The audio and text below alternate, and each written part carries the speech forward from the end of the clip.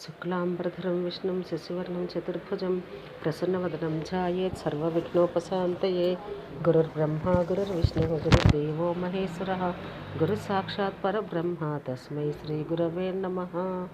శ్రీగురుభ్యో నమః. హరి ఓం. పుష్కరాలు. బృహస్పతి సింహస్థుడైనప్పుడు గోదావరి స్నానం, కన్యలో ఉన్నప్పుడు కృష్ణానది స్నానం పుణ్యం. ఇవే పుష్కరాలు.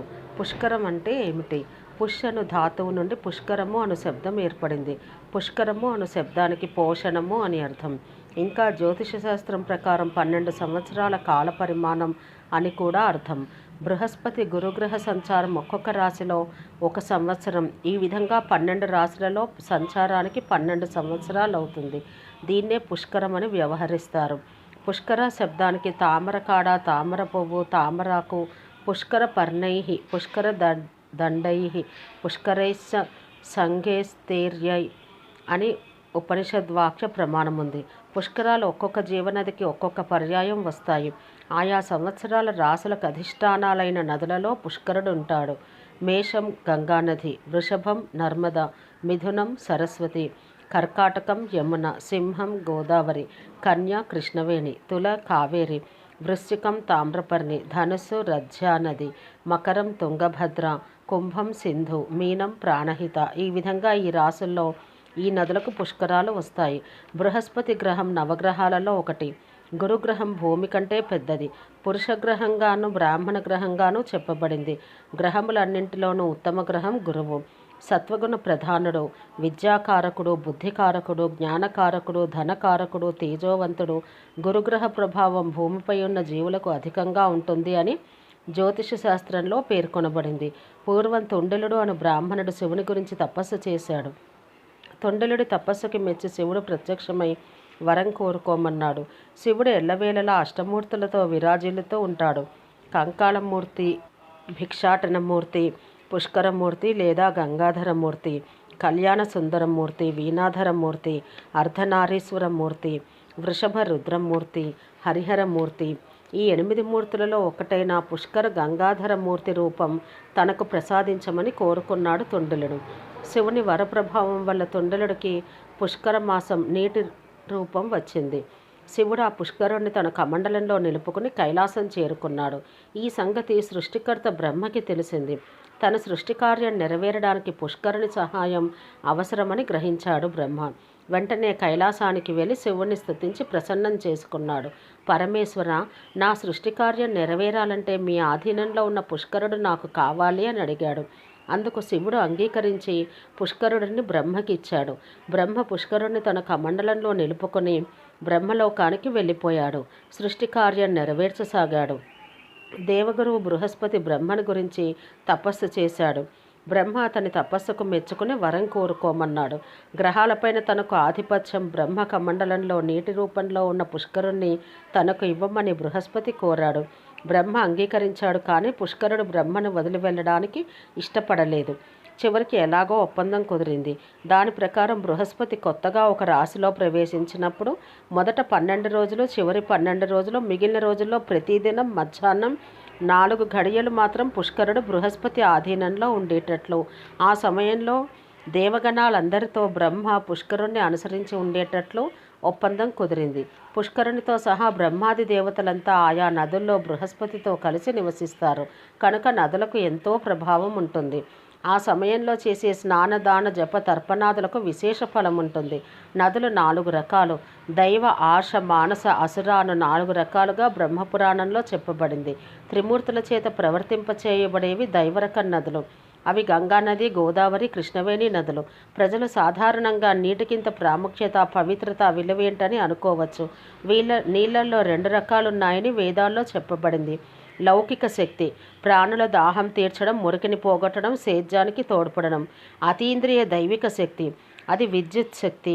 మేధ్యం, యజ్ఞం అనే శక్తి ప్రోక్షణాదుల ద్వారా ద్రవ్యశుద్ధిని కలిగిస్తుంది. అది కంటికి కనిపించదు. అపస్వభావతో మేధ్య అని నీరు స్వతహా పవిత్రమైనది. కొన్ని సమయాల్లో కొన్ని ప్రదేశాల్లో ప్రవహించే నీరు పవిత్ర నదీ సారాలను తన యందుంచుకొని ప్రవహిస్తుంది. అటువంటి నీటిలో స్నానం ఇహపరాలకు ఫలం చేకూరుస్తుంది. పంచభూతాలలో నీరు రెండోది, భూమి కంటే విస్తృతిలో విశాలమైనది. పంచభూతాలు పరబ్రహ్మం నుండి ఆవిర్భవించాయి. పరబ్రహ్మం నుంచి ఆకాశం, ఆకాశం నుంచి వాయువు, వాయువు నుంచి అగ్ని, అగ్ని నుంచి నీరు, నీటి నుంచి భూమి, భూమి నుంచి ఔషధాలు, ఔషధాల నుంచి జీవకణాలు లేక అన్నము, అన్నం నుండి పురుషుడు అనగా శరీరం, దేహం గల ప్రాణికోటి జనించిందని తైత్రీయోపనిషత్తులో బ్రహ్మానంద వల్లి ప్రథమానువాకంలో చెప్పబడింది. తస్మాద్ వా ఏతస్మాద్ ఆత్మన ఆకాశ సంభూత, ఆకాశాద్ వాయు, వాయోరగ్ని, అగ్నేరాప, ఆదోభ్య పృథివీ, పృథివ్యా ఓషధీయ, ఓషధీభ్యోన్నం అన్నాద్ రేతః, రేతసః పురుషః. బృహస్పతి సింహరాశిలో ప్రవేశించిన సమయంలో గోదావరి నదికి పుష్కరాలు వస్తాయి. ఆ పవిత్ర సమయంలో పుణ్యఫలం మీద, నివాసాంజలుల మీద అపేక్ష కొద్దీ త్రిమూర్తులు, ఇంద్రాది దేవతలు, సమస్త ఋషులు, పితృదేవతలు పర్వకాల పర్యంతం పుష్కర స్థానంలో నివాసాలు ఏర్పరచుకుంటారు. దీనికి ఈ శ్లోకమే ప్రమాణం. బ్రహ్మ విష్ణుస్య రుద్రస్య ఇంద్రాజ్యా సర్వదేవతా పితరో ఋషయశ్చైవ తత్రైవ నివసంతిహ.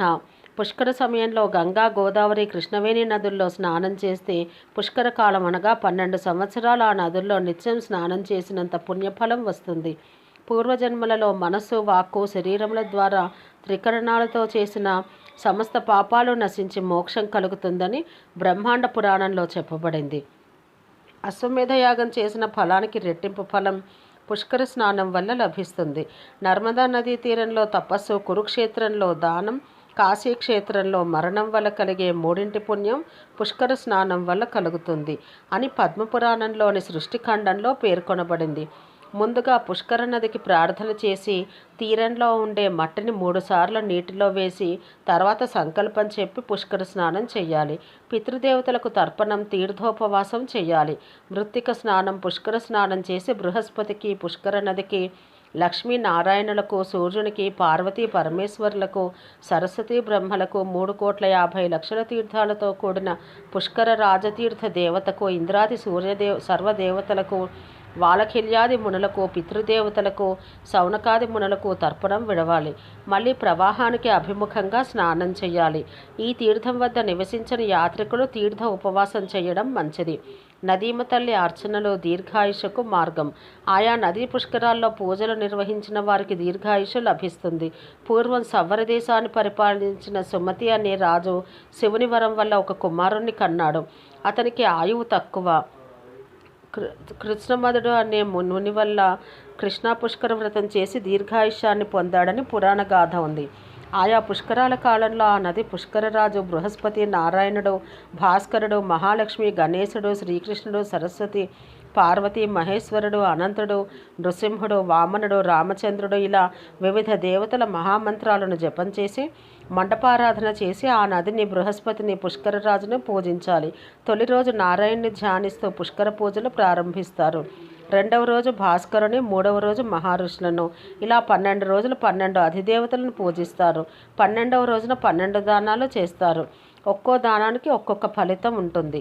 అలాగే ఒక్కొక్క రోజు ఒక్కొక్క శ్రాద్ధం నిర్వహిస్తారు. మొదటి రోజు హిరణ్య శ్రాద్ధం, 9వ రోజు అన్న శ్రాద్ధం, 12వ రోజు ఆమ శ్రాద్ధం తప్పనిసరిగా నిర్వహించదగినవి. తిథులు నిర్ణయం. తిథులు పూర్ణములని, సఖండములని 2 విధాలు. వీటిలో పూర్ణతిథి సూర్యోదయం మొదలు 60 ఘడియల వరకు వ్యాపిస్తుంది. అంతకంటే తక్కువ వ్యాప్తి కలది సఖండ తిథి. ఇది మళ్ళీ 2 రకాలు, శుద్ధము, విద్ధము. సూర్యోదయం మొదలు అస్తమయం వరకు ఉండేది. శివరాత్రి మొదలైన వ్రతాలకు అర్ధరాత్రి వరకు వ్యాప్తిలో ఉన్నది శుద్ధ తిథి. అలా కానిది విద్ధ తిథి అనగా వేధ కలది. మరో తిథితో కలియడమే వేధ అనబడుతున్నది. ఇది మరలా 2 విధాలుగా ఉండవచ్చు. అవి ప్రాతర్వేధ, సాయంకాల వేధ. సూర్యోదయానంతరం 6 ఘడియల వరకు ఇంకొక తిథి కలిసి ఉండడం ప్రాతర్వేధ అనబడుతుంది. సూర్యాస్తమయానికి 6 ఘడియల ముందుగా ఒక తిథితో మరో తిథి కలియడం సాయంకాల వేధ అవుతుంది. కొన్ని పర్వదినాలు వేధ అధికంగా ఉండి తీరాలి. కొన్నింటికి తత్కాల తిథి వ్యాప్తి చాలు. నిషేధస్తు నివృత్తాత్మ కాలమాత్రం అపేక్షతే అనే వచనాన్ని బట్టి అష్టమి మొదలైన తిథులలో నారికేళ భక్షణ నిషేధానికి తత్కాల వ్యాప్తి తిథి కావాలి. కనుక విహితములైన వ్రతాదుల యందు మాత్రమే తిథి నిర్ణయం చెప్పబడను. అక్కడ ఏ కర్మ ఎప్పుడు చేయాలో అంతవరకు కర్మకు వ్యాప్తి ఉన్న తిథి కావాలి. ఉదాహరణకు వినాయక వ్రతాదుల యందు మధ్యాహ్న కాలం పూజ విధించబడినందున తాత్కాల వ్యాప్తి గల తిథి గ్రాహ్యము. పూర్వ పరదినములు రెండింట మధ్యాహ్న వ్యాప్తి ఉన్నా లేకున్నా తదేక దేశ వ్యాప్తి ఉన్న పూర్వవిద్ధ కానీ పరవిద్ధ కానీ గ్రహించవచ్చు. కొన్ని సందర్భాల్లో మాత్రం చతుర్థి గణనాథస్య మాతృవిద్ధ ప్రశస్యతే అనే వచనం బట్టి గ్రాహ్యత్వం నిర్ణయించాల్సి ఉంటుంది.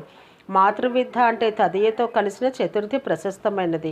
యాం తిథిం సమనుప్రాప్య ఉదయం యాతి భాస్కర సా తిథిస్స కరీలా జ్ఞేయ స్నానదానాది కర్మసు. ఏ తిథి యందు సూర్యోదయం అవుతుందో ఆ తిథి తర్వాత లేకపోయినప్పటికీ ఆయా కర్మాచరణ నిమిత్తం ఆ రోజంతా ఆ తిథి ఉన్నట్టే భావించడం వల్ల స్నానదానాదులు ఆచరించవచ్చు. అయితే ఇది ఉదయకాలం తర్వాత 3 ముహూర్తాల కాలం అధికంగా వ్యాపించి ఉండాలి. ఓం సహనావవతు సహనో భునత్తు సహ వీర్యం కరవావహై తేజస్వినావధీతమస్తు మా విద్విషావహై. ఓం శాంతి శాంతి శాంతి.